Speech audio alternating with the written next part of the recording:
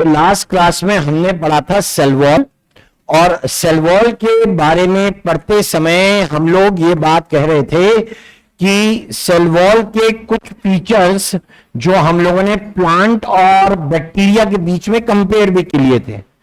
Clear? अगर cell wall है तो वो एक रिजिड कवरिंग है। आई बात समझ में? सेल वॉल है तो कैसी कवरिंग है? Rigid covering. यानी अगर मैं ये कहूं कि एक तरफ एक सेल रखा हुआ है, ये मीडियम है, मीडियम, यहां एक सेल रखा है, ये यहां एक और सेल रखा है दूसरा, और इसके आजू बाजू में कवरिंग है। मैंने कहा कि ये जो मीडियम है ये हाइपोटोनिक है, मतलब ऐसा कि जो वीक सॉल्यूशन हो, और अगर स्ट्रॉन्ग सॉल्यूशन है, कौन? सेल। अगर सेल कैसा सॉल्यूशन हो गया? स्ट्रॉन्ग, तो इसका मतलब है वाटर फ्लो इनवर्ड्स। वाटर कहां की तरफ जाएगा? अंदर की तरफ। इधर भी जाएगा, इधर भी जाएगा। ये तो रूल है, दोनों के लिए कैसा अप्लाई होगा? सेम। लेकिन इससे आगे की चीजें सेम नहीं है। आगे की चीजों में जो डिफरेंस आ गया वो ये था कि यहां पे मीडियम तो है लेकिन अब सेल बाकी नहीं रहा, यानी उसके क्या हो गए? चीथड़ उड़ गए। It got bust. रीजन? वो अपना शेप मेंटेन, साइज मेंटेन नहीं कर पाया। रीजन है lack of a rigid covering. ये कौन सा सेल होगा? Animal cell. और ये एज इट इज बना रह जाता है, इसको इतनी कठिनाई नहीं आई। ये कंडीशन को झेल गया और एक टाइम बाद बोलता है और पानी नहीं चाहिए, बस कर दो। क्लियर? यानी यहां कौन सा सेल होगा? ये वाला सेल रहा प्लांट सेल। ये कौन सा स्ट्रक्चर है? Cell wall. और हम कहते हैं यहां पर पानी का इनफ्लो अब आगे नहीं हो रहा, स्टॉप।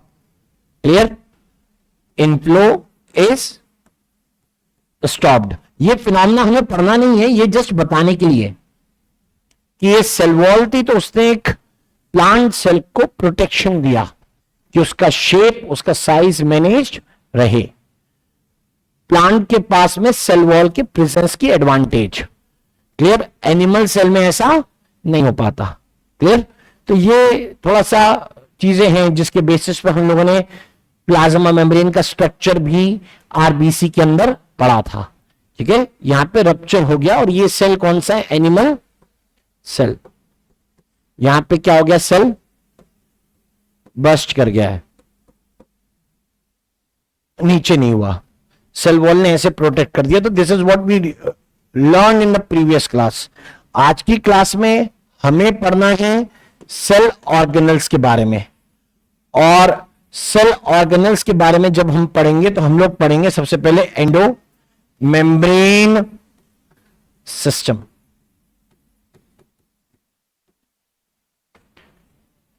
ऑर्गेनिज्म के दो type, unicellular and multi cellular. तो जब यूनि मल्टी सेलुलर पढ़ते हैं तो मल्टी सेलुलर उसे बोला जाएगा जिसमें डिवीजन ऑफ लेबर हो। ट्रू मल्टी सेलुलरिटी वही जिसमें डिवीजन ऑफ लेबर है। डिवीजन ऑफ लेबर नहीं तो ट्रू मल्टी सेलुलर नहीं है। अब मल्टी सेलुलर के अंदर डिवीजन ऑफ लेबर होता है, यहां तक की बात ठीक है। नंबर 2, अगर मैं कहता हूं यूकैरियोटिक सेल तो उसके अंदर क्या मिलती है? ऑर्गेनल्स। ऑर्गेनल्स होने के कारण फिर से क्या दिखता है? उसे कहते हैं डिवीजन ऑफ लेबर। राइट? मतलब हर तरफ से। यानी आपने पहले ऑर्गेनिज्म पढ़ा, उसमें डिवीजन ऑफ लेबर पढ़ा, तो ऑर्गेनिज्म कैसा कहलाया? Multi cellular. फिर आपने सेल पढ़ा, सेल में डिवीजन ऑफ लेबर बताने लग गए, तो वो कैसे सेल होंगे? Eukaryotic. So when we were starting about the eukaryotic cell, beginning में ही पढ़ लिया था यूकैरियोटिक सेल की कि यूकैरियोटिक सेल प्रोकैरियोट से अलग होते हैं क्योंकि उनके अंदर डिवीजन ऑफ लेबर यानी सेल ऑर्गेनल होती है, वो भी डिफाइंड मेम्ब्रेन में, जिसे आप कह सकते हो सेल कंपार्टमेंटलाइजेशन। ज्यादातर सेल ऑर्गेनल मेम्ब्रेन के साथ हैं, जिनमें मेम्ब्रेन नहीं है उनकी भी लिस्ट पढ़ लेते हैं। पहले सेल ऑर्गेनल्स की लिस्ट बनाते हैं, सिस्टम बाद में समझेंगे। पहले पार्ट्स तो पता हो, सिस्टम तो सेकेंडरी है मेरे लिए, सिस्टम तो बात की बात है। हम्म,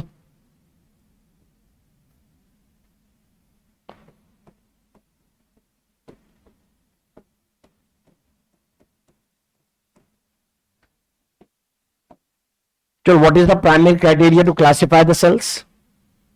बोलो, सेल को क्लासिफाई करने के लिए प्राइमरी क्राइटेरिया क्या है? न्यूक्लियर मेम्ब्रेन, यानी primary classification of cells will be pro and eukaryotic. तो प्रो और यूकैरियोटिक में क्या डिफरेंस है? Nuclear membrane. आप बात समझ में आ रही है? मेम्ब्रेन बड़ी इंपॉर्टेंट चीज है भाई।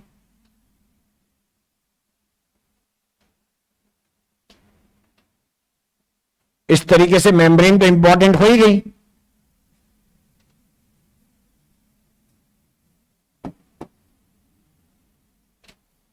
सबसे पहले डबल मेम्ब्रेन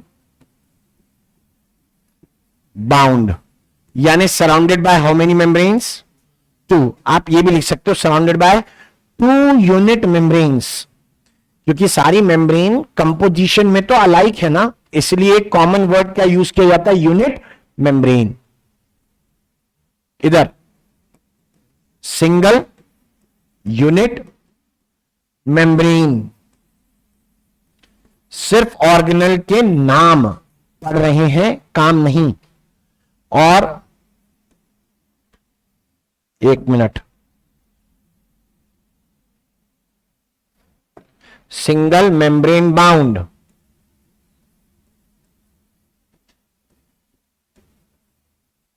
और इधर कहते हैं नो मेम्ब्रेन बाउंड, कोई मेम्ब्रेन नहीं है, यानी no limiting membrane, no surrounding membrane, no covering. अगर ये सारे के सारे हम लोग कंपेयर करते हैं तीनों को, तो तीनों को कंपेयर करके मेंशन करते हैं कि डबल मेम्ब्रेन बाउंड में सेल ऑर्गेनल के नाम, इररिस्पेक्टिव प्लांट और एनिमल सेल। अभी हम सेल के टाइप नहीं पढ़ रहे, अभी हम लोग ऑर्गेनल पढ़ रहे हैं। तो एक का नाम माइटोकॉन्ड्रिया, दूसरे प्लास्टिड्स, ये दोनों कैसे हैं? डबल मेम्ब्रेन बाउंड है। One is mitochondria, other one is plastids. Plastid में भी नाम है अलग अलग, दे आर 3। एक ग्रीन हो तो क्लोरोप्लास्ट, कलर्ड लेकिन नॉन ग्रीन हो तो क्रोमोप्लास्ट, और बिना किसी कलर के हो तो ल्यूकोप्लास्ट होते हैं। मेरी किताब तो लिखते लिखते एंड तक पहुंचती है, न्यूक्लियस को लिखती है, वो भी क्या है? Cell organelle. तो न्यूक्लियस के नाम में लिख दो, उसको मत छोड़ो। तो ये हो गए डबल मेम्ब्रेन बाउंड। नेक्स्ट, जिनके पास में एक ही मेम्ब्रेन है, सिंगल मेम्ब्रेन बाउंड है, ऐसे सारे नाम जो सिंगल मेम्ब्रेन बाउंड होते हैं, दे आर, एक का नाम आता है एंडोप्लाज्मिक रेटिकुलम,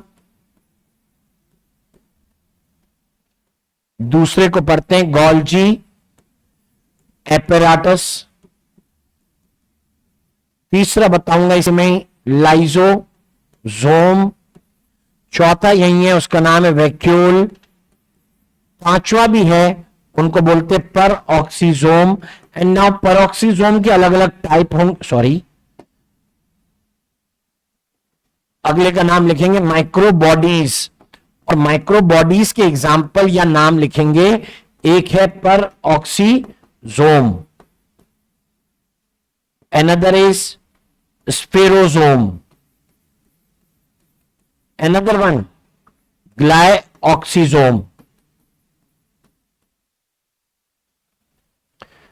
जबकि नो मेम्ब्रेन बाउंड, जिसमें कोई लिमिटिंग मेम्ब्रेन नहीं है, ऐसे स्ट्रक्चर अगर पढ़ने हैं तो वो भी है जिसमें कोई मेम्ब्रेन नहीं होती, उसमें एक नाम आता है सेंट्रोजोम। एक और नाम आएगा, उसको बोलेंगे, या फिर सेंट्रोजोम के ब्रैकेट में मैं मेंशन कर देता हूं, सेंट्रियोल्स। एक नाम और होगा, उसका नाम बोलेंगे राइबोसोम। एक सेंट्रोसोम और दूसरा राइबोसोम।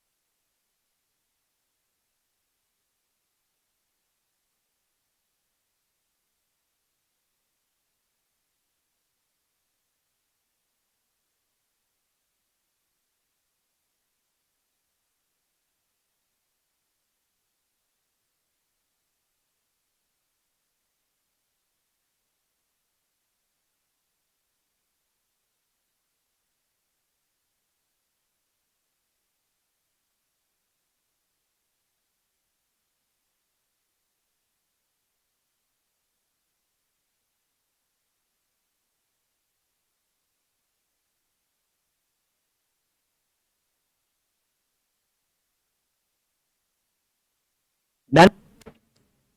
हम पहले वैसे पढ़ने वाले हैं ये, फिर इधर आ जाएंगे इस पर, फिर इधर चले जाएंगे यहां, फिर वापस आएंगे इधर, और फिर हमारे लिए होंगे microbodies.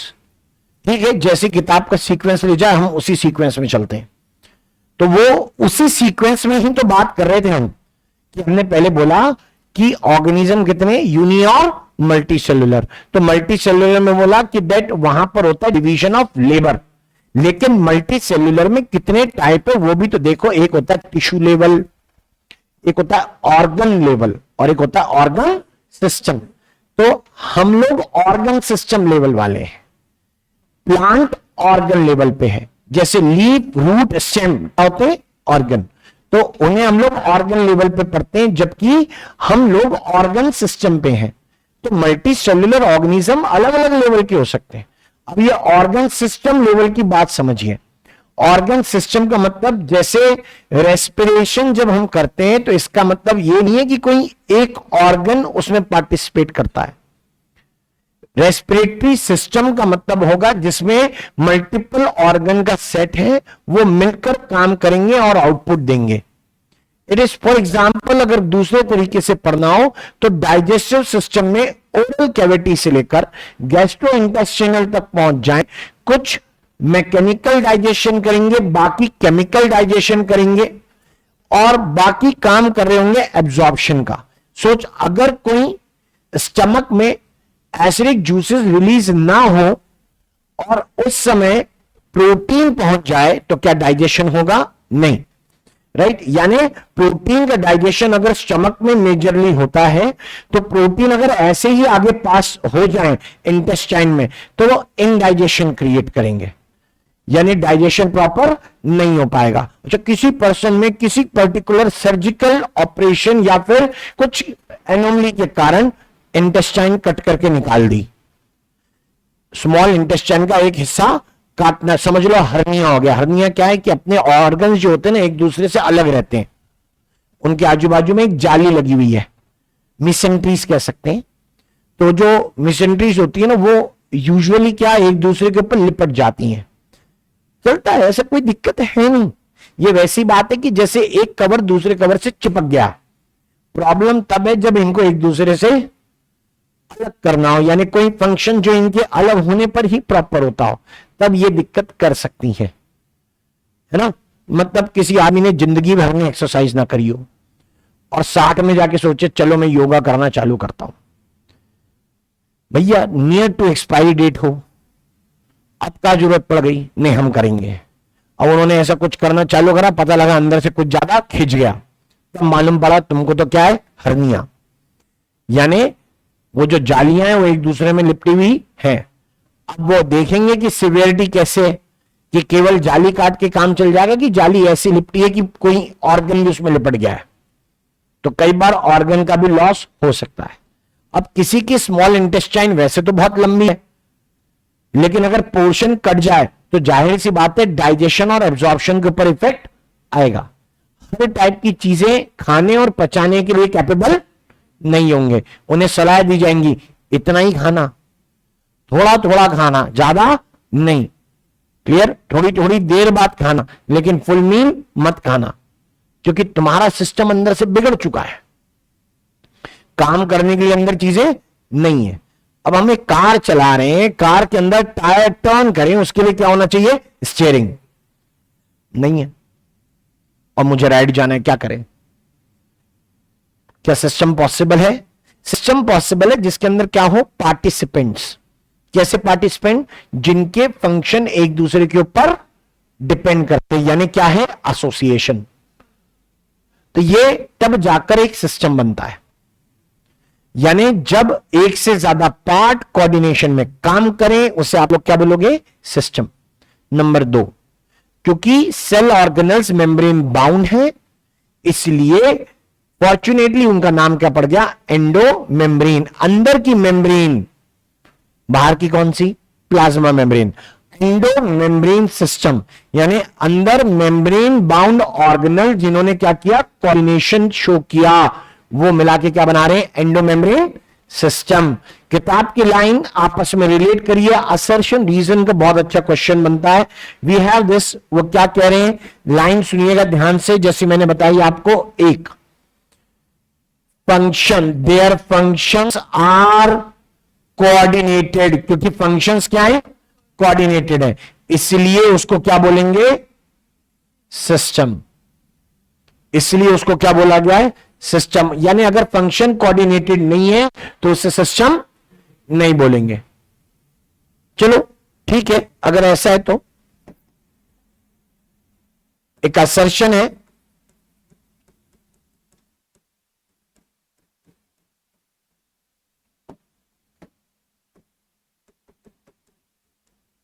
Mitochondria, chloroplast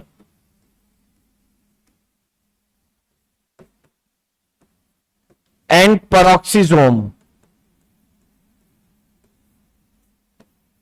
do not form a system। ये सिस्टम नहीं बनाते। अब मुझे क्या पता, जब बताएंगे तब पता लगेगा।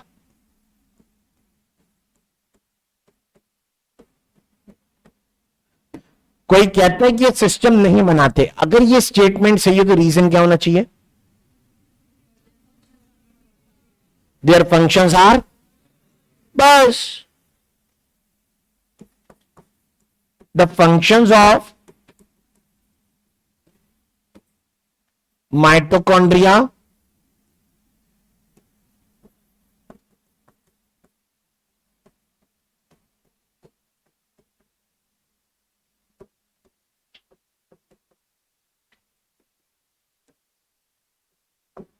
peroxisome and chloroplast are not coordinated।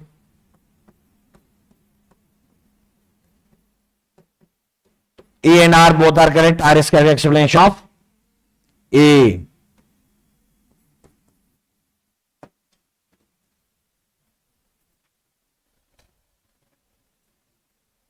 assertion and reason। अब सुन लो इसको,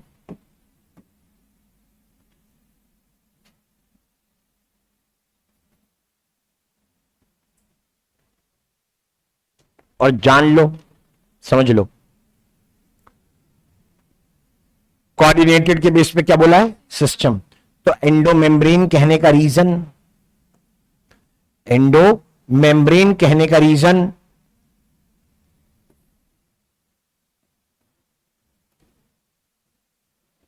that the cell organelle involved are membrane bound। we need a connect, हमें कनेक्शन चाहिए भाई, ऐसे काम नहीं बनता है। कोई ना कोई चीजें ऊपर और नीचे के पैराग्राफ में आपस से कनेक्ट होती होंगी,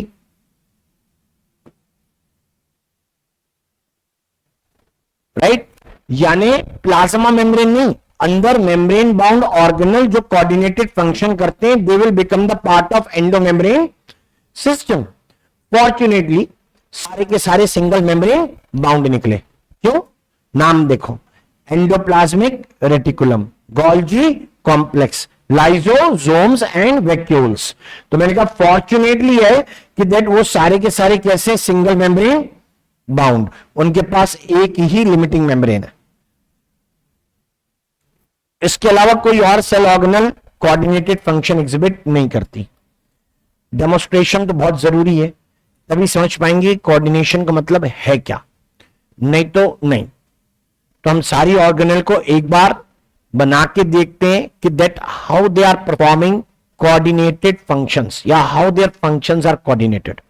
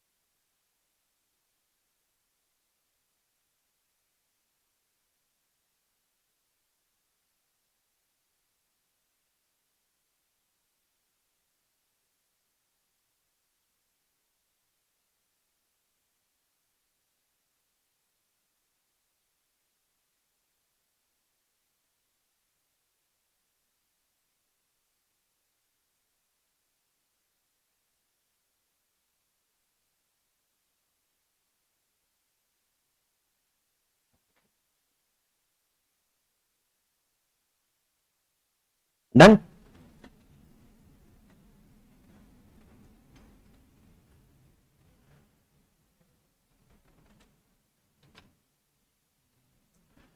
सेल में जितनी भी ऑर्गेनल्स हैं वो दो तरीके से बन सकती हैं, डिपेंड करता है आप कौन से एग्जाम्पल की बात कर रहे हो।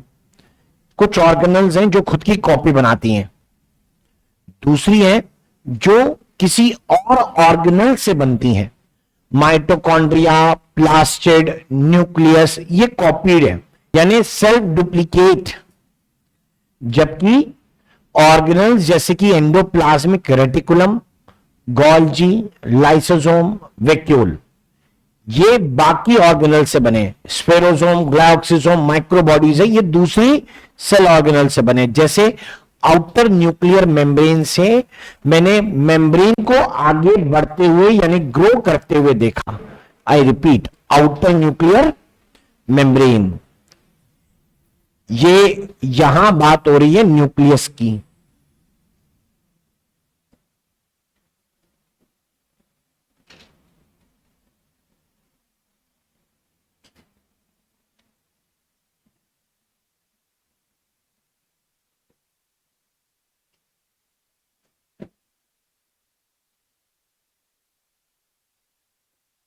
इस आउटर न्यूक्लियर मेम्ब्रेन को मैंने आगे एक्सटेंड होते हुए देखा है, वो इस तरीके से एक्सटेंड हो रही है, ये आगे फैल रही है।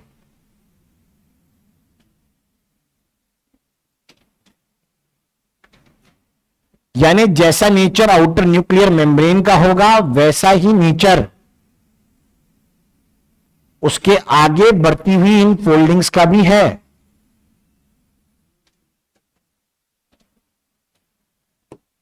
इसके ऊपर कुछ स्ट्रक्चर देखे मैंने, इसी के ऊपर यहां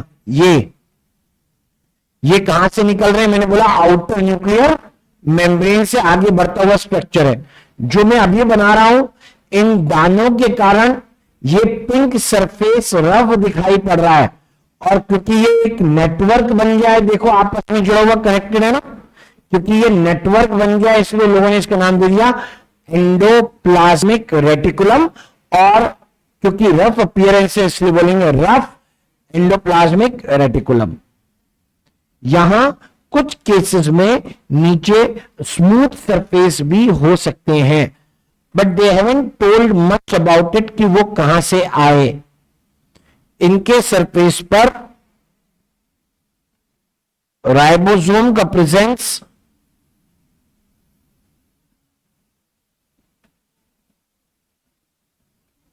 नहीं है।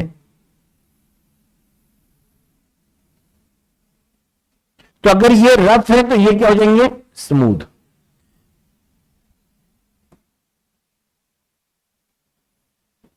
ये रफ एंडोप्लाज्मिक रेटिकुलम हुआ और ये स्मूथ एंडोप्लाज्मिक रेटिकुलम। इसके ऊपर ये हुए 80S राइबोसोम। हमें इनसे ज्यादा मतलब नहीं है अभी, अभी मतलब है कि कहां कोऑर्डिनेशन है, किस तरीके से है। ये जो स्ट्रक्चर RER है या SER है, इनके ऊपर से जो चीजें निकली उन्हें कहते हैं वेसाइकल, राउंडेड या ओवल या पॉलीगोनल कह लो, ठीक है। इन्हें हम लोग लिखेंगे ट्रांजिशन वेसाइकल्स। कुछ यहां से भी ले लो,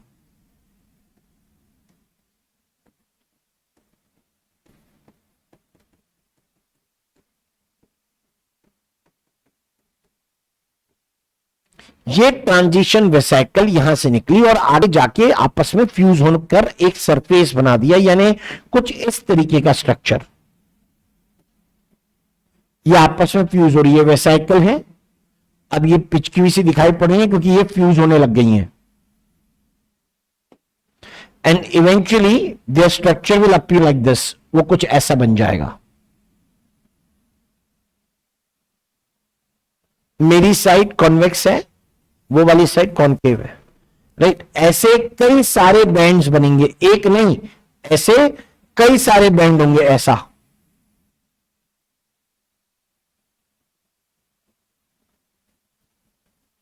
यानी जो भी बन रहा है वो किसकी मेहरबानी पे? ER की मेहरबानी पर। न ER होगा न ये पत्ते बनेंगे। अब ये बन भी गए तो इसका हो क्या ना, होने वाला क्या है वो भी इंपॉर्टेंट है। ये देखें, ये आगे जाके यही स्ट्रिप जो हमने पहले बनाई थी वो क्या हो गई? डिसॉल्व। वो डिसॉल्व होने लगी है क्योंकि उसके सरफेस से क्या निकल रहे? वेसिकल्स। और उसके सरफेस से वेसिकल निकलने चालू हो गए। इसी के यहां व्हाइट वाले के सरफेस से भी वेसिकल निकल रहे हैं, आस पास में होंगे तो उसको जरा ध्यान से देख के बनाइए। ये इसके नीचे की तरफ बनाया व्हाइट, पीछे चला गया, यहां से दिखा दिया निकलते हुए इधर, यहां दिखा दिया इधर, और बीच में ना जगह खाली हो जाएगी। क्यों? क्योंकि इनसे कुछ निकल के चला गया है, इन सब से निकल के कुछ चला गया। कहां? यहां आगे, ये रहा।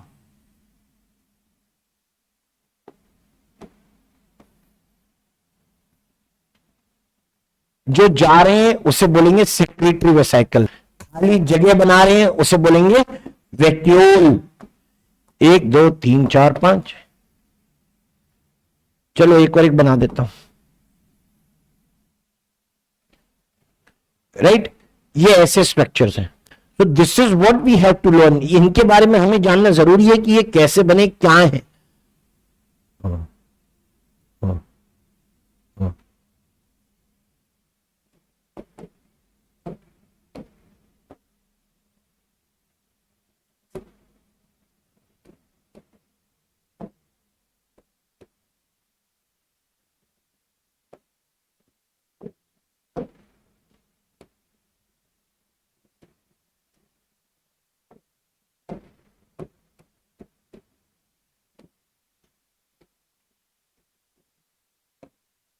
तो ये जो स्ट्रक्चर बना है इसका नाम ईआर है। तो ये जो है इसका नाम है गोल्जी एपराटस। यानी गोल्जी एपराटस से जो भी यहां से रिलीज होके जा रहा है ना, जिसे मैं लिख रहा हूं यहां पे सेक्रेटरी वेसाइकल, जिससे मैं लिख रहा हूं सेक्रेटरी वेसाइकल, यहां से जो भी रिलीज हो रहा है वो सब एक्चुअल में कहां से आया था? यहां से, यानी एंडोप्लाज्मिक रेटिकुलम से। वो आया था एंडोप्लाज्मिक रेटिकुलम से।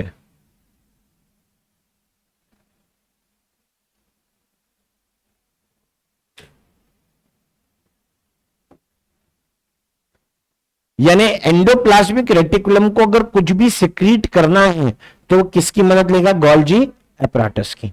अब गोल्जी एपराटस से ये जो सेक्रेटरी वेसाइकल है या तो सेल के अंदर या सेल के बाहर चले जाएंगे, इंटरसेलुलर या इंट्रा सेलुलर। सेल के बाहर चला गया इंटर सेलुलर, या सेल के अंदर है क्या? मैं लिखूंगा इंट्रा सेलुलर। और सेल के अंदर रहते रहते, राइट, सेल के अंदर ही रहते रहते हो सकता है ये एक नया सेल ऑर्गेनल बनाए, उसका नाम होगा लाइजोसोम। इसका नाम था गोल्जी एपराटस।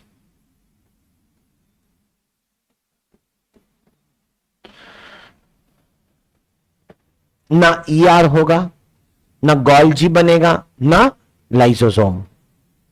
यानी अगर गोल्जी लाइसोसोम को पैक कर रहा है तो उसके कंटेंट कहां से आ रहे हैं? ईआर से। या कहिए ईआर से कुछ सेक्रीट हो रहा है, सेल के बाहर जाना है तो किसके थ्रू जाएगा? गोल्जी। गोल्जी जो भी सेक्रीट करता है उसे वो कहां से मिलता है?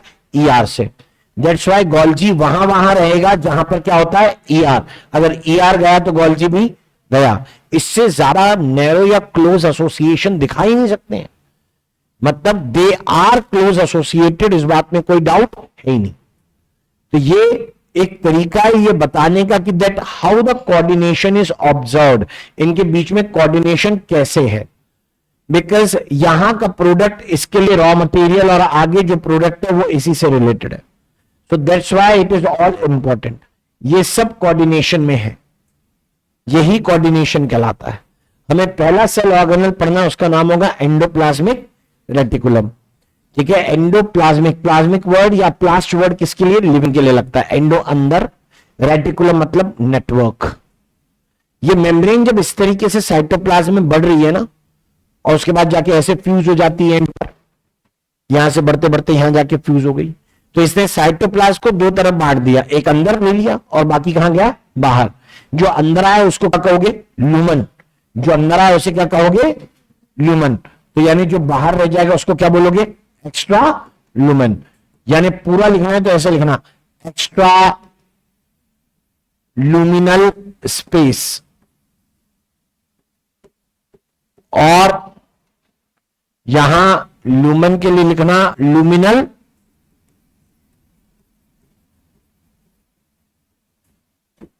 स्पेस, यहां लूमिनल स्पेस नाम आ जाएगा, राइट। अंदर की जगह लूमन, मेम्ब्रेन के अंदर एनक्लोज प्लेस को लूमन नाम दिया हुआ। तो ये हमारे पास ऐसे इंडिकेट होता है। हमें जो डायग्राम देखना है वो तो किताब का है, जाहिर सी बात है, उससे ज्यादा कुछ नहीं। वो ये जिसमें नाम आपको दिए हुए क्या क्या, एक endoplasm, sorry, rough endoplasmic reticulum, ये रहा। दूसरा नीचे बना हुआ उसका नाम स्मूथ एंडोप्लाज्मिक रेटिकुलम। इन्होंने लेबल किया हुआ है राइबोसोम। टाइप नहीं बताया है, they haven't told the type, type के बारे में मेंशन नहीं किया, ये राइबोसोम है। उसमें क्लियर नहीं दिखते डायग्राम में, हमने थोड़ा सा बेटर बना दिया।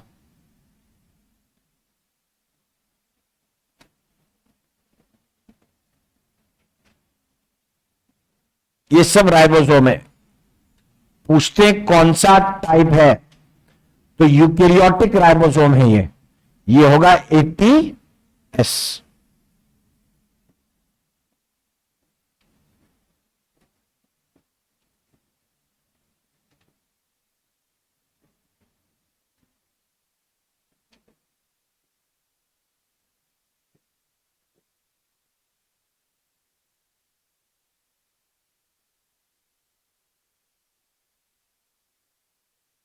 So these will be the things, ribosome of 80S type।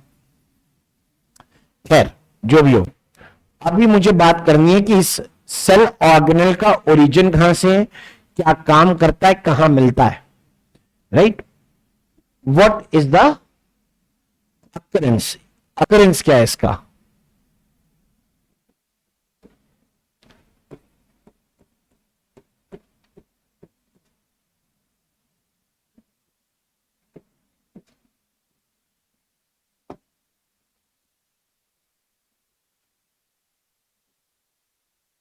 जब सेल ओल्डर होने लगे तो उनके अंदर एंडोप्लाज्मिक रेटिकुलम प्रोमिनेंट होता है, गोल्जी प्रोमिनेंट होता है।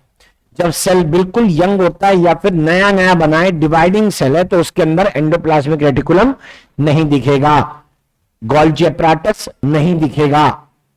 तो अकरेंस इन, या कहिए प्रोमिनेंट इन,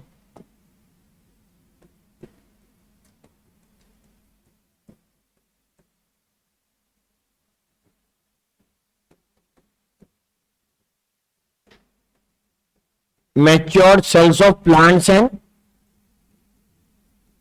एनिमल, चाहे प्लांट हो या एनिमल, दोनों में।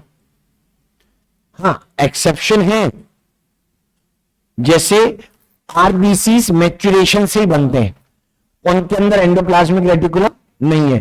अरे न्यूक्लियस ही नहीं है, न्यूक्लियस की मेमोरी नहीं तो क्या बना रही है, एंडोप्लाज्मिक रेटिकुलम। अच्छा ईआर नहीं होगा तो गोल्जी भी नहीं होगा।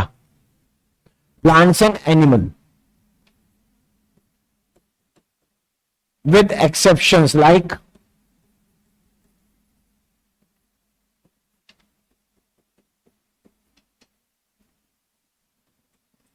mammalian arthrocytes,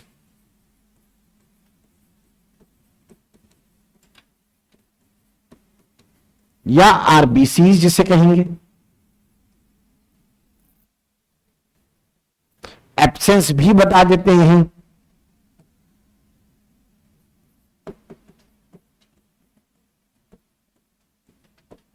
disappearing dividing cells, dividing cell में डिसअपियर हो गया।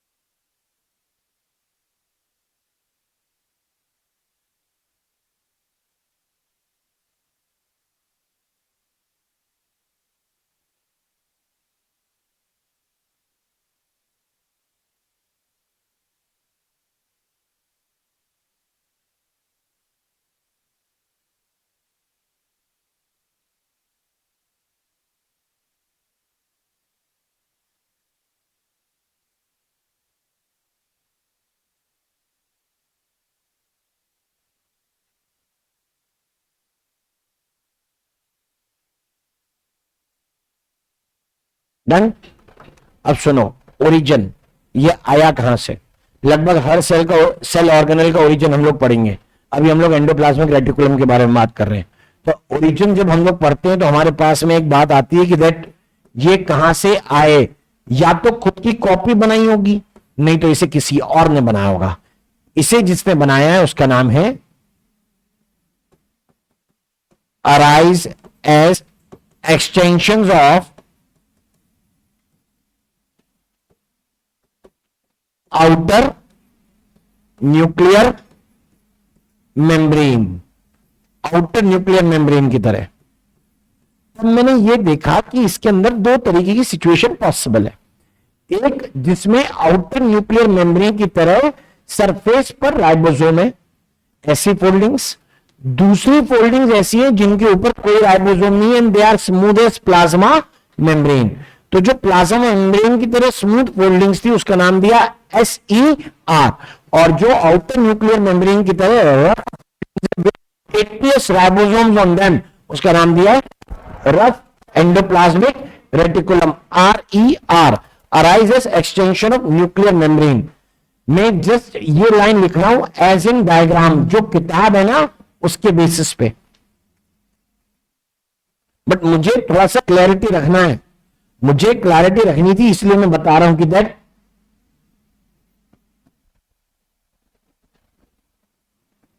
Foldings of outer nuclear membrane with ribosomes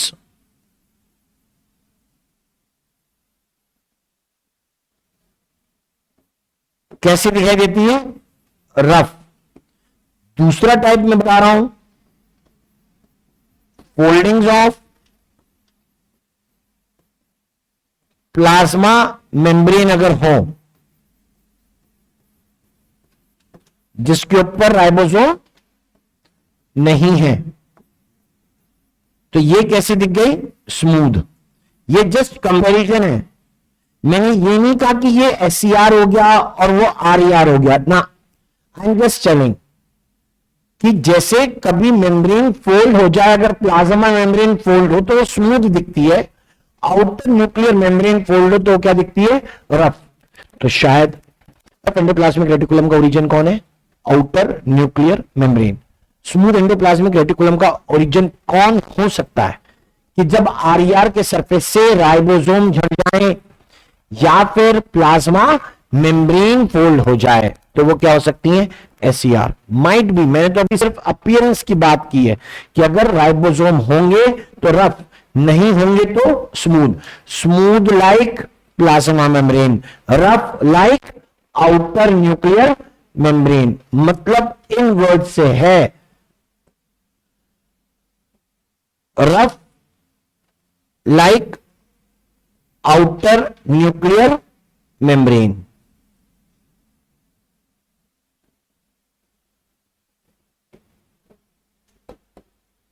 and smooth like plasma membrane.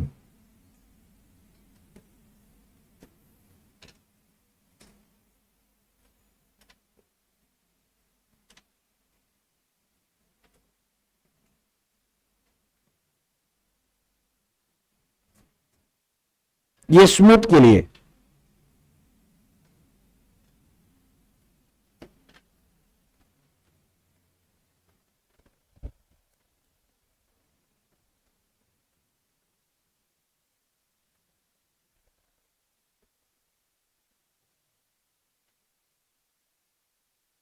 अब structurally the endoplasmic reticulum consist of three things.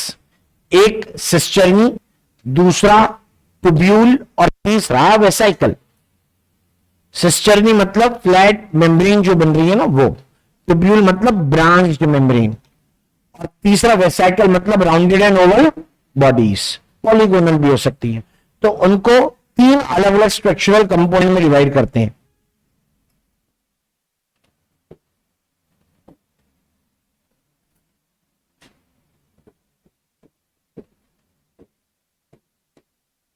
The membrane divides cytoplasm into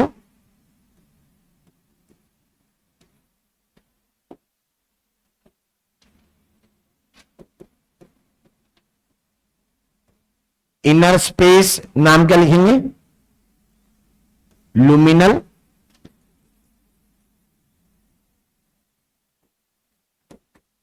and outer space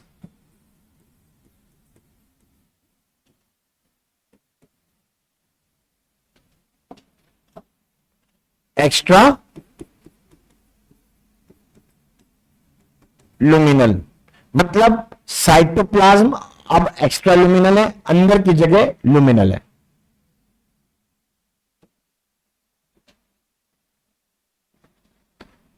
nextly the structural component in endoplasmic reticulum.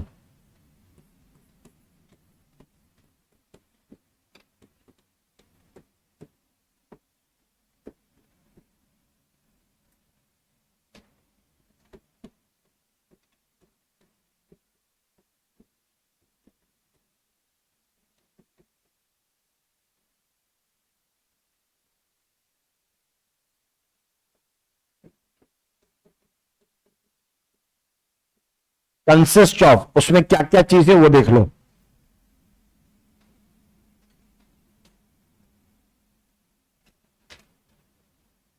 पहला consist of में first thing cisternae, second vesicles, tubules, ये तीन है। Cisternae का मतलब ऐसा structure, ये Golgi में भी जो बनाए थे ये। अच्छा, सिस्टर्नी के लिए ये बोल सकता हूं कि इसके ऊपर राइबोसोम हो सकते हैं या नहीं भी हो सकते, आइदर केसेस। उधर ट्यूब्यूल्स के बारे में मेंशन करते हैं,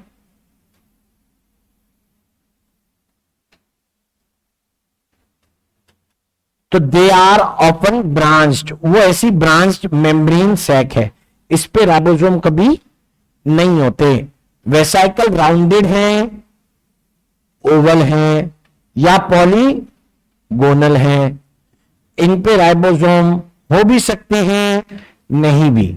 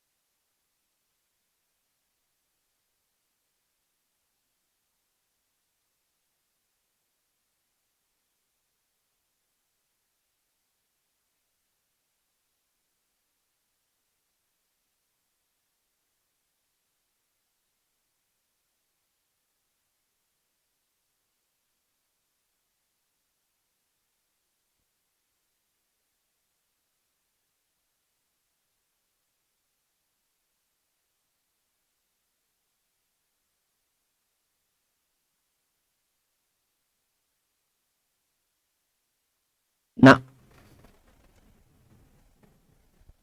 मैं अगर इसको इलोंगेटेड ट्यूब लिखूंगा तो वो कैसे बनेगा, फिर से देख ले।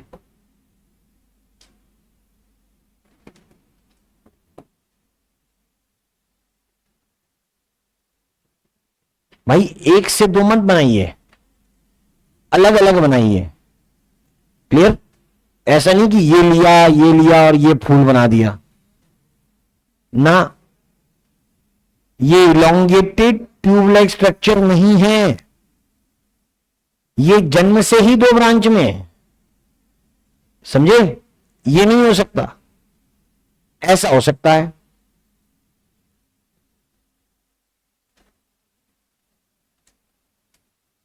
नाम के अनुरूप चीज बननी चाहिए, बाकी तो फिर कार्टून कहलाता है।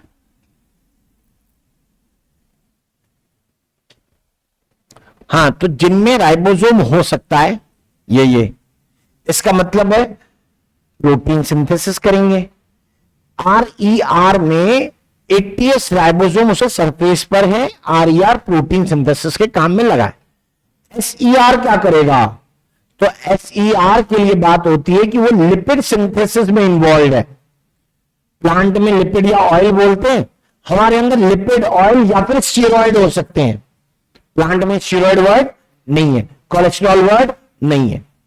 तो SER और RER स्ट्रक्चरल कंपोनेंट में डिफरेंस के कारण फंक्शनली भी अलग हो सकता है। तो ऐसे हम लोग इनके टाइप्स को पढ़ सकते हैं, SER को और RER को, यानी कॉमन फंक्शन होंगे और फिर उनके इंडिविजुअल या सेपरेट सेपरेट फंक्शन भी होंगे। जैसे कॉमन फंक्शन क्या है? पूरे सेल के अंदर सबसे ज्यादा मेम्ब्रेन का एरिया जिसने कवर कर लिया उसका नाम है एंडोप्लाज्मिक रेटिकुलम। अच्छा हुआ फोल्ड है, नहीं तो सेल के बाहर ही निकल जाते हैं। मेम्ब्रेन कैसी है? फोल्डेड। मैं ये नहीं कह रहा कि मैक्सिमम वॉल्यूम ऑक्यूपाई कर रही है ना, मेम्ब्रेन है बस, अंदर की कैविटी नहीं ज्यादा। अंदर कैसी जगह? सकरी, narrow. Okay, so they are covering the most of the membrane in the cell. Biomembrane बोल सकते हो सारी मेम्ब्रेन को मिला के, प्लाज्मा मेम्ब्रेन, माइटोकॉन्ड्रिया की मेम्ब्रेन, न्यूक्लियस की मेम्ब्रेन, या फिर प्लास्टिड की मेम्ब्रेन, ईआर मेम्ब्रेन, गोल्गी की मेम्ब्रेन, लाइसोसोम की मेम्ब्रेन, वैक्यूल की मेम्ब्रेन, सबको मिला के क्या बोलेंगे? Bio membrane. बायो मेम्ब्रेन में सबसे बड़ा हिस्सा करीबन 60% तक किसका है? एंडोप्लाज्मिक रेटिकुलम का। नंबर सेकेंड, अगर ये मेम्ब्रेन का इतना बड़ा हिस्सा बनाते हैं तो इसका मतलब ये है कि बंटवारा भी करेंगे। जो चीजें लेफ्ट साइड में वो लेफ्ट में रह जाएंगी, जो राइट में वो राइट में रह जाएंगी। इन्होंने, इसका मतलब है कि सेल को एक तरीके का मैकेनिकल सपोर्ट भी प्रोवाइड किया। नहीं, अरे भाई मेम्ब्रेन है, जीरो तो नहीं है ना कुछ भी। यानी अगर आप एक बलून में केवल टॉफी नहीं डालनी है, टॉफी रैपर डाल दीजिए, फैला दीजिए, हवा निकलेगी, आप निकालेंगे वापस खोल के, तो क्या आप उसको पूरा दबा सकते हो जीरो तक जैसे था पहले? नहीं। क्यों? उसके अंदर क्या है? रैपर्स है। रैपर है मतलब कोई मेम्ब्रेन के जैसा स्ट्रक्चर है। यानी आप किसी सेल को जिसमें ईआर के जैसे ऑर्गेनल प्रेजेंट हो उसको भी स्क्वीज करके मिनिमम साइज का नहीं कर सकते। यानी उसने मेम्ब्रेन को एक स्ट्रक्चर प्रोवाइड किया, उसका नाम होगा एंडोस्केलेटन। नाम याद रखना, एंडोस्केलेटन बोलेंगे। तो इतनी बड़ी मेम्ब्रेन एंडोस्केलेटन में काम आई। दूसरे तीसरे काम क्या है वो भी सुनिएगा।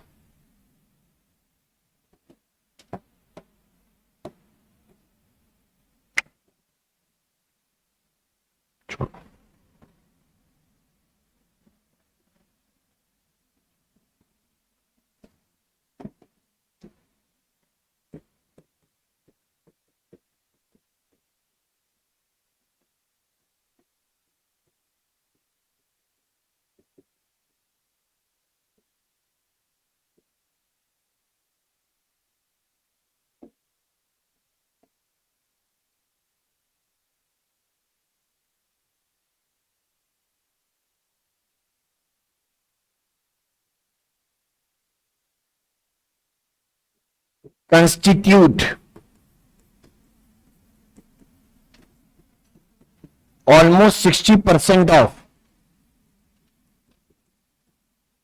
biomembrane in the cell.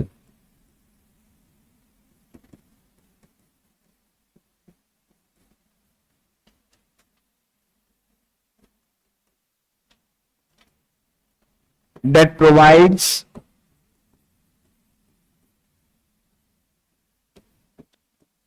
Endoskeleton. Endo membrane से एंडोस्केलेटन वर्ड आ गया, वर्ड बदल गया।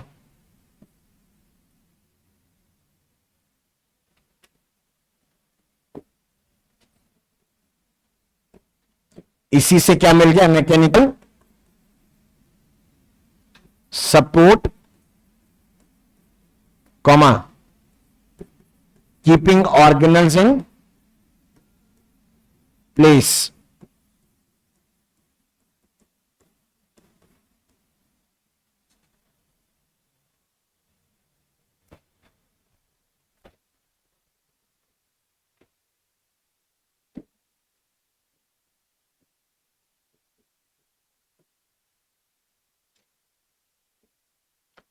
सेकेंड, दूसरा, इसी से आगे बढ़ते हुए,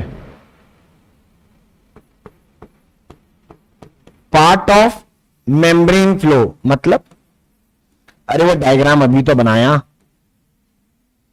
ये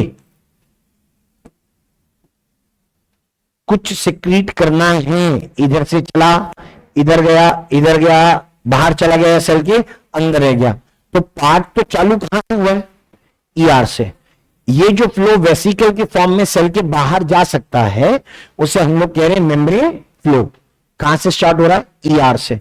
यानी मैं पूरा पार्ट लिखूं, if it is going to be written completely, तो हम लोग ऐसे लिखेंगे, एंडोप्लाज्मिक रेटिकुलम से जो निकला उसको कहेंगे transition vesicle.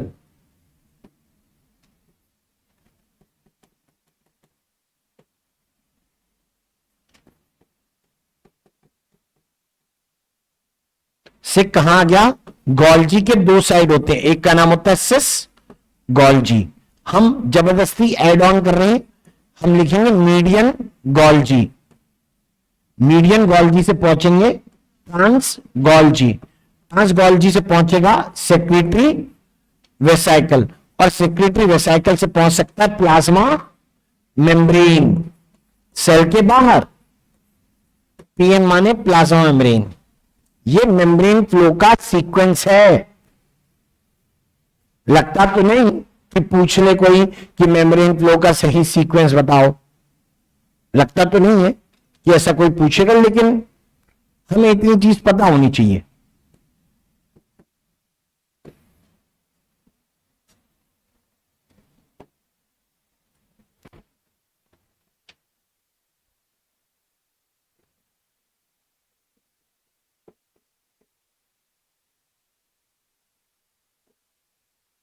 Reorganisation of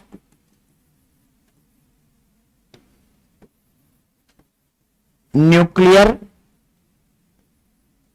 membrane, इसे पढ़ेंगे, सेल डिवीजन में आएगा।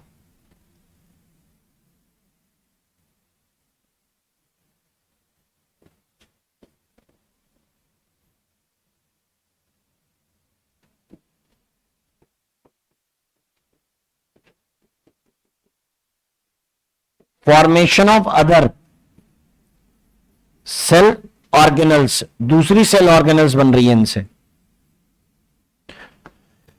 एनसीईआरटी से ही चल रहे हैं, लेकिन ना एनसीईआरटी की समरी में कुछ लाइन लिखी है।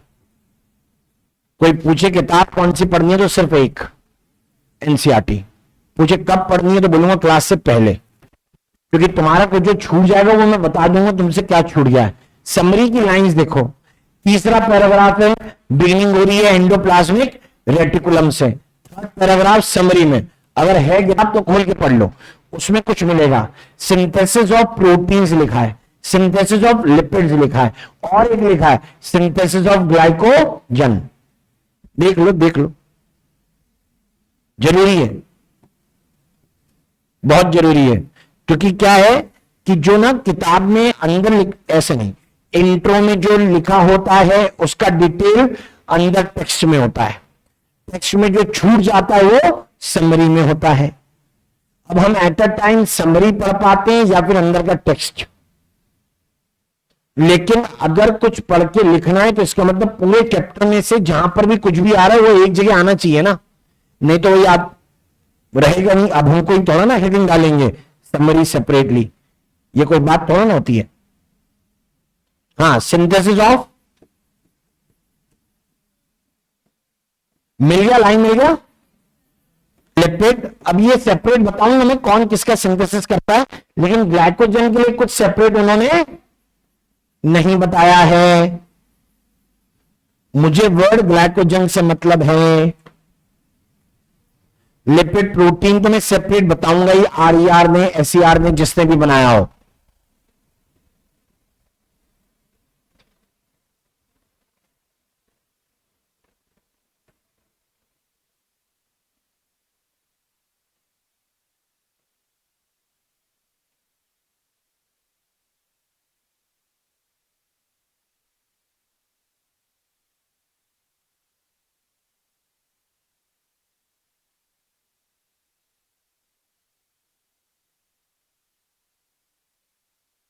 डन।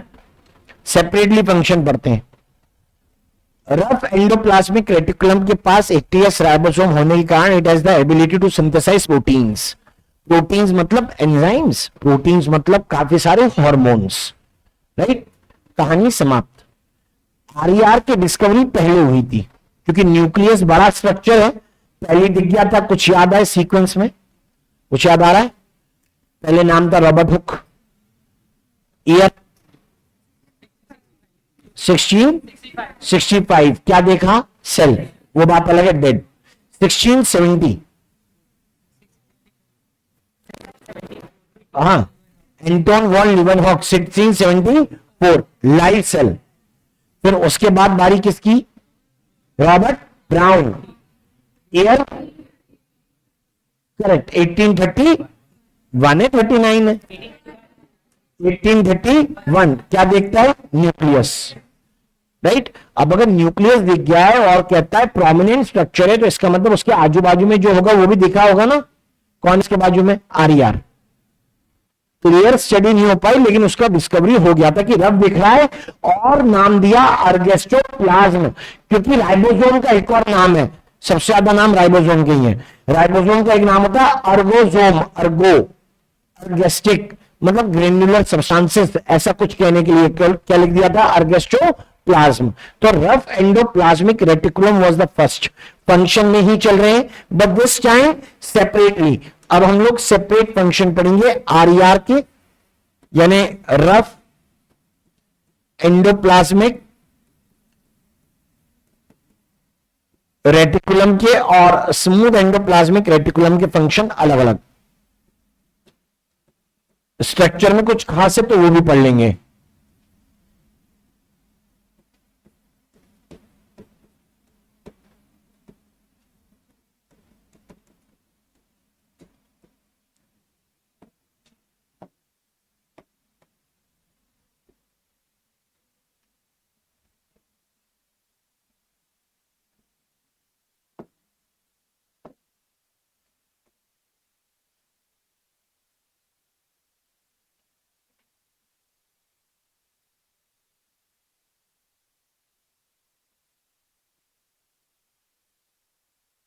अब ये रफ एंडोप्लाज्मिक रेटिकुलम और स्मूथ एंडोप्लाज्मिक रेटिकुलम का कंपैरिजन भी है, उनके फंक्शन भी है, राइट।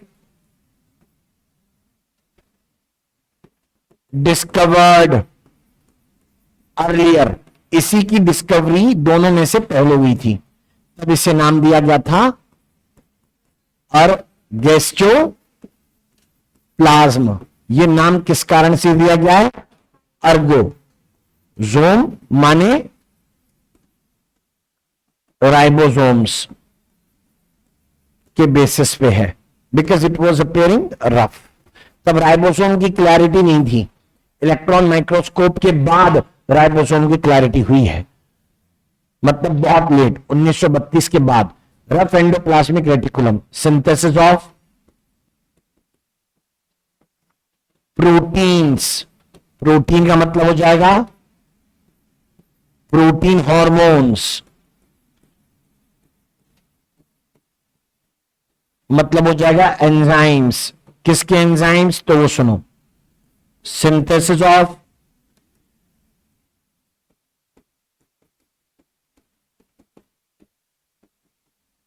Lysosomal enzyme. लाइसोसोम के एंजाइम रफ एंडोप्लाज्मिक रेटिकुलम में ही बने हैं। मजेदार काम तो एसईआर करता है।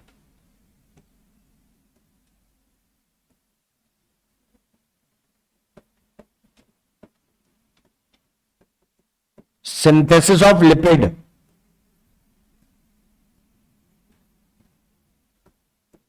Comma steroid hormones, in animal cells,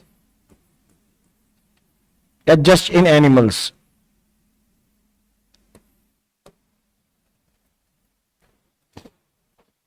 बाकी दूसरे फंक्शन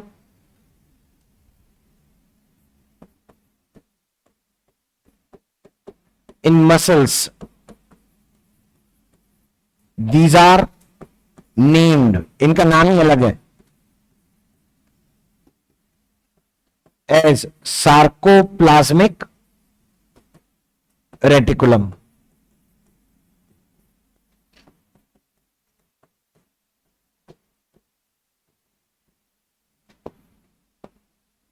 तब इसे हम लोग सार्कोप्लाज्मिक रेटिकुलम कहते हैं। और जब इसे हमने सार्कोप्लाज्मिक रेटिकुलम का नाम दिया है तब हम मेंशन कर रहे हैं क्या कि सार्कोप्लाज्मिक रेटिकुलम का काम मसल में है क्या, असल में है क्या। तो कहते हैं this is for release and Uptake of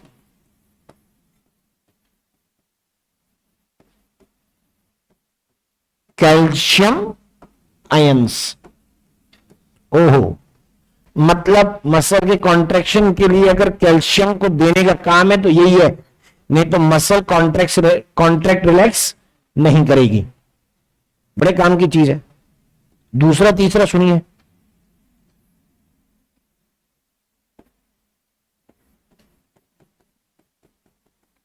detoxification और जेनोबायोटिक्स। बताता हूं।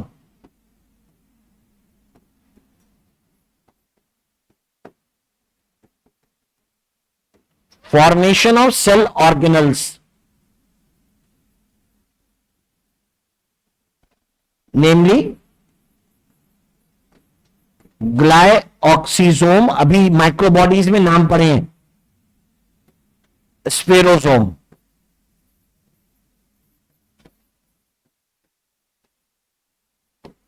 हाँ, तो बात आ रही है डिटॉक्सिफिकेशन या जीनोबायोटिक्स क्या है। किसी भी तरीके की ड्रग या किसी तरीके की और दवाइयां जो भी बॉडी में जाती हैं वो सब फॉरेन कंपाउंड्स हैं।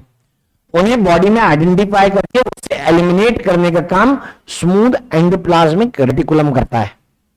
लेकिन बॉडी से एलिमिनेशन के लिए कुछ कंडीशंस फिक्स है, यानी आप अगर उस दवाई को रेगुलर नहीं लेते हैं,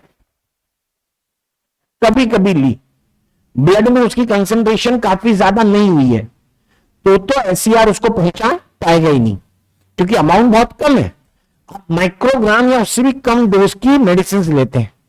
अब आगे अगर आपने आज किसी सरदर्द की गोली ली, यानी एनाल्जेसिक लिया, तो ठीक है, सरदर्द ठीक हो गया, लेकिन आप हैबिचुअली उसको रोज खा रहे हैं कि अच्छी नींद आती है यार, आज भी, कल भी, परसों भी, 3 दिन, 4 दिन, 5 दिन, हफ्ते भर, अब आपके ब्लड में वो एनाल्जेसिक का अमाउंट बढ़ने लगेगा, क्योंकि यूज तो हो नहीं रहा है, ब्लड में उसका अमाउंट बढ़ेगा। जब ब्लड में उसका अमाउंट बढ़ेगा तब उसका रिसेप्शन कौन करेगा, एससीआर।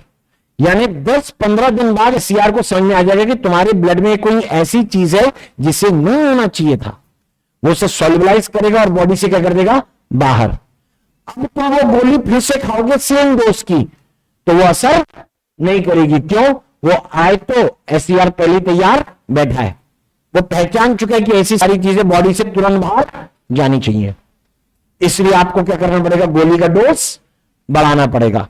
ये किसी भी ड्रग अब्यूज के लिए भी लागू होता है कि माइक्रोग्राम का कोकेन है, बिल्कुल थोड़ा सा, बहुत जबरदस्त इंपैक्ट कर रहा है किसी के ऊपर, फिर वो पर्सन आदतन, पहले शौक में, उसके बाद आदतन उस नशे को लेने लगे, महीना 45 दिन हो जाए तो उसके बाद बोलेगा यार इतने से पाउडर से कुछ नहीं हो रहा, मुझे कैसा चाहिए, ज्यादा। क्यों, क्योंकि उतना सा पाउडर तो एससीआर यूं गायब कर देता है, गायब, चुटकी बजाते सही, इसलिए उसके पाउडर की डोज क्या हो गई, इंक्रीज, क्योंकि वो चाहता ही नहीं है एससीआर की ऐसी चीजें बॉडी के अंदर आए। इसलिए कहा भी जाता है कि एनाल्जेसिक जैसी चीजें, मतलब डाइक्लोफेनेक, वो दवाई आती ना, हरी पन्नी वाली दवाई डाइक्लोवेन, हालांकि बैन है, ठीक है, ऐसी चीजें या कोई दूसरी, इवन एंटीपायरेटिक, बुखार की दवाइयां भी बहुत ज्यादा फ्रीक्वेंटली नहीं खानी चाहिए, नहीं तो बॉडी में एक रेजिस्टेंस क्रिएट होता है। वो काम किसने करा है, एससीआर ने। तो बॉडी के बाहर के सारे हार्मफुल केमिकल जितने हद तक हो सके कोशिश करता है कि निकाल दिए जाएं, उसमें आपकी दवाइयां भी शामिल हैं। इसलिए आप जो भी दवाई खाओगे वो 100% अपटेक नहीं हो पाती है, एक अमाउंट आता है, बाकी सारा वेस्ट। किसी ने कैल्शियम की गोली खाई, बोले यार मेरा कैल्शियम मैंने चेक करा था यार 20 ही आ रहा है, 200 होना चाहिए, तो भाई ने क्या करा, 1 गोली खा ली, बोला यार मेरा तो कैल्शियम बढ़ा ही नहीं, नहीं बढ़ेगा, क्योंकि सारा का सारा कैल्शियम जो तुमने खाया है गोली के फॉर्म में एब्जॉर्ब नहीं हो सकता। इसलिए देखा जाता है कि एक गोली के अंदर कितना अमाउंट ऑफ कैल्शियम है, कितने यूनिट्स हैं। 1000 यूनिट्स लिखा होगा, 2000 यूनिट्स लिखा होगा, जिसमें जितनी ज्यादा यूनिट लिखी होगी वो कैल्शियम की गोली उतनी महंगी होती चली जाएगी। समझे? बॉडी से किसी भी फॉरेन कंपाउंड को बाहर कर, डिटॉक्सिफिकेशन या ज़ेनोबायोटिक्स, स्मूथ एंडोप्लाज्मिक रेटिकुलम का फंक्शन है। So this is RER and SER। Function इधर लिखे, ये these release and uptake of calcium ion in endosarcoplasmic reticulum या मसल सेल्स, ये इंडिविजुअल फंक्शंस हो गए, ये SER है। नेक्स्ट सेल ऑर्गेनल जो आएगा वो होगा अपना गोल्जी एपराटस। हम तो ऐसे लिखेंगे, गोल्जी एपराटस इज प्लूरोमॉर्फिक। हमें ये कंफर्म करना है, अपने आप सारी चीजें कंफर्म हो जाएगी। किताब सीधे नहीं लिख रही है, उसने ये वर्ड यूज नहीं किया, लेकिन लिखा तो वही सब है कि शेप बदल जाएगा, एक साइड अलग दूसरी साइड अलग, शेप बदलने वाले pleomorphic. Have a read of that, करिएगा नेक्स्ट क्लास के लिए। Thank you.